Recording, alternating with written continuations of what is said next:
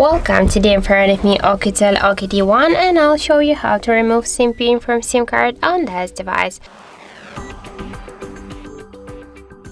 So first let's just activate the SIM card on our device, and after that we should launch the settings application,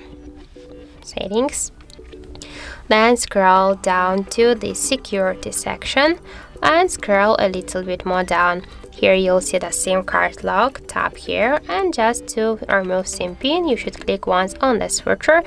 And now let's just enter our currently password. In my case that's from 1 to 4. Then just tap to OK here, and you can see the message that SIM pin disabled successfully. So that's it. Thank you for watching, and if you find this video helpful, don't forget to leave a like, comment and to subscribe our channel.